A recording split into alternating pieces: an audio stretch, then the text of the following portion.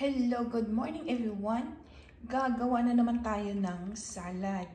Kasi medyo nagkikrave na naman tayo ng salad. So meron tayong lettuce, lemon, green apple, cucumber, carrots, at yung ating cherry tomato.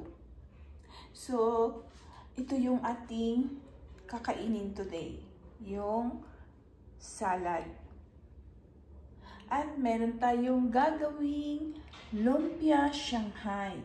So gagawa tayo ng lumpia Shanghai.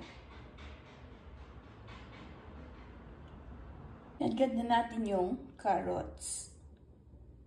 Hiniwa na natin yung green apple. Hiniwa na natin yung cucumber. At hiniwa na rin natin yung cherry tomato. So, malilit siyang kamatis.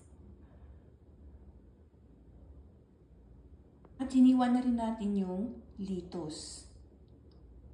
So, ito na lahat yung hiniwa nating mga sangkap sa paggawa ng salad.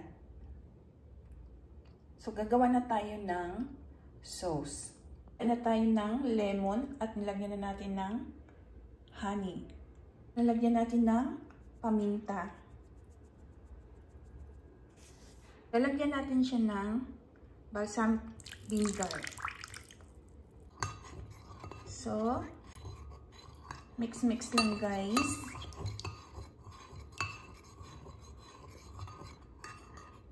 So, ilalagay na natin yung sauce sa salad. Ang sarap ng sauce ng salad guys. So, i-mix-mix lang natin.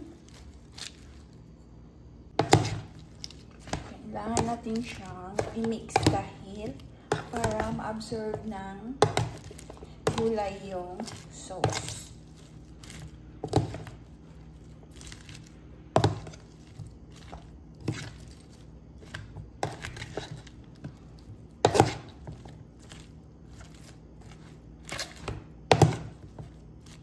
So, ito na guys, yung ginawa nating salad. Sarap yan guys. At healthy. So, ito na guys, yung ating gagawing lumpia. So, let's start na guys. So, hindi ko na ipapakita dahil mahirap humawak ng cellphone na gumagawa ka ng lumpia.